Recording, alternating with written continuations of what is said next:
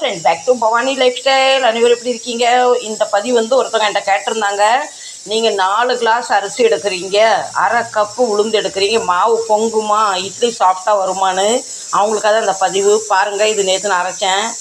இது 4 கிளாஸ் அரிசிக்கு இந்த கப்புக்கு ஒரு கப்பு உளுந்து போட்டிருந்தேன். மாவு பாருங்கள் பொங்கி பாருங்கள், உங்கள் கண்ணு முன்னாடி இருக்குன்னா சிந்திட்டு நம்ம அரைக்கிற விதை தான் இருக்குது. இப்போ வாங்க இட்லிக்கு ஊற்றிடலாம். உங்கள் டவுட் க்ளீன் பண்ணுறதுக்காக இந்த பதிவு உங்களுக்காக. இட்லிக்கும் ஊற்றிட்டேன். ஒரு 5லேருந்து 7 நிமிஷம் இட்லி வந்துடும். இட்லியும் காட்டுறேன் எந்த அளவு வந்திருக்குன்னு. ஓப்பன் பண்ணி பார்த்துடலாம். நான் ஃபஸ்ட்டு ஏற்கனவே வெந்துட்டான்னு பார்க்குறக்க ஓட்ட போட்டேன். எவ்வளோ சாஃப்டாக இருக்குது தெரியுதுங்களா? கையில் எடுத்து காட்டுறேன். சட்டிலேருந்து எடுத்து நான் இட்லியை மாற்றிட்டேன். இப்போ தெரியுதுங்களா எப்படி ஸ்பான்ச்சாக வந்துருக்கு? இட்லி ஆறுனா இன்னும் கல் மாதிரி ஆகும்னு சொல்லுவாங்க. இட்லி நல்லா ஆறிட்டு எப்படி ஸ்பான்ச் மாதிரி வந்திருக்கு. நிறைய பேர் 15 நாளைக்கு வாங்குகிற மல்லிகை ஜாமானை 10 நாளில் தீர்த்துருவாங்க. ஏன்னா இதுக்கு சரி சமம் போடணும், இட்லி சாஃப்டாக வரும்னு. அப்படிலாம் கிடையாது. இதை நான் செஞ்ச மாதிரி நீங்கள் செஞ்சிங்கன்னு வச்சுக்கோங்களேன். 4 கிளாஸுக்கு அரிசிக்கு ஒரு 2-3 புடி மட்டும் உளுந்து போட்டு நான் இதில் கொஞ்சோண்டு ஜவ்வரிசி ஆட் பண்ணியிருக்கேன். வெந்தயம் கண்டிப்பாக போட்டால் நம்ம இட்லி எப்போவுமே சாஃப்டாக வரும்.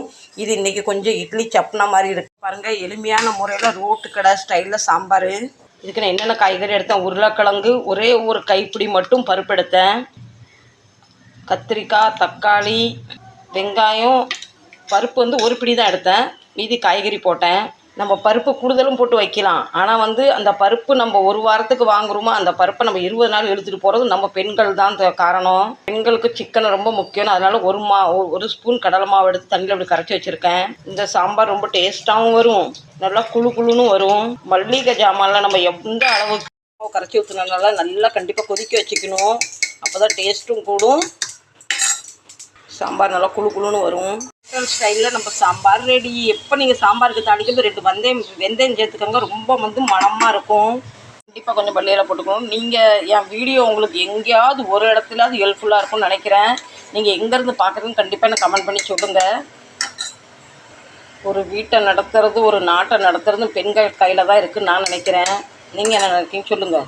சிக்கனை இட்லியும் சிக்கனை சாம்பார் எப்படி உங்கள் வீட்டுக்காரர் உங்களுக்கு நிறைய மல்லிகை ஜாமானுக்கு பணம் கொடுக்காரா? சேகரித்து வைங்க, ஃப்யூச்சரில் உங்களுக்கு உதவும்.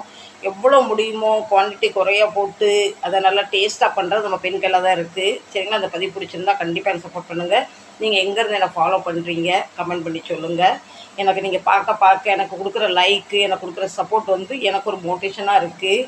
நான் வித்தியாசமாக எதுவும் செய்கிறத எப்படி செஞ்சால் எப்படி வரும் அதை பற்றி தான் இந்த பதிவு பிடிச்சிருந்தா கண்டிப்பாக சப்போர்ட் பண்ணுங்கள். மீண்டும் ஒரு நல்ல பதிவில் உங்களை சந்திக்கிறேன். அதுவரை உங்களிடம் விடை